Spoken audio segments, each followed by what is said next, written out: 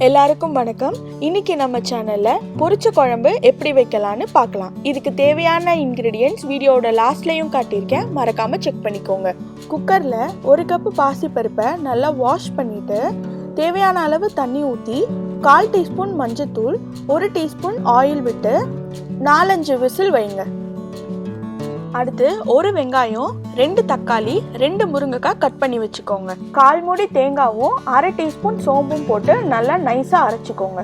Cooker whistle அடங்கினதும் நம்ம வேக வச்ச பருப்போட நீங்கள் குழம்பு எவ்வளோ வைக்கணுமோ அதுக்கேற்ற அளவு தண்ணி ஊற்றி நல்லா மிக்ஸ் பண்ணிட்டு அடுப்பை ஆன் பண்ணிடுங்க. இப்போ நல்லா கொதிக்கும் போது நம்ம கட் பண்ணி வச்சிருக்கிற வெங்காயம், தக்காளி, முருங்கைக்காய் எல்லாத்தையும் சேர்த்துட்டு கொஞ்ச நேரம் மூடி வைங்க. இப்போ வெஜிடபிள்ஸ் போட்டு நல்லா கொதிச்ச உடனே 3 டீஸ்பூன் மிளகாய் தூள் போட்டுக்கோங்க. அதோட குழம்புக்கு தேவையான உப்பையும் சேர்த்து மூடி வச்சு குக் பண்ணுங்க. மிளகாய் தூளோட பச்சை வாசனை போனதுக்கு அப்புறம் நம்ம அரைச்சி வச்சிருக்கிற தேங்காய் சோம்பு பேஸ்ட்டை இதோட சேர்த்துக்கோங்க.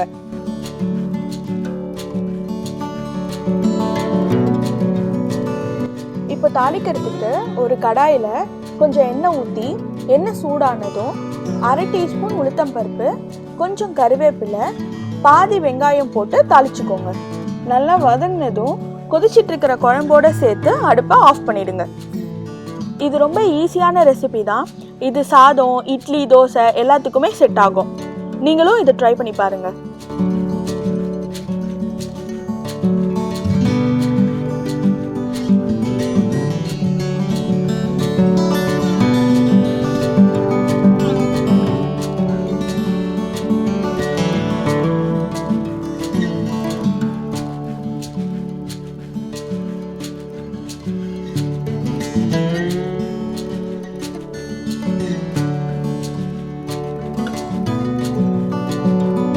இந்த வீடியோ உங்களுக்கு பிடிச்சிருந்தா லைக் பண்ணுங்க, ஷேர் பண்ணுங்க, மறக்காம சப்ஸ்கிரைப் பண்ணுங்க.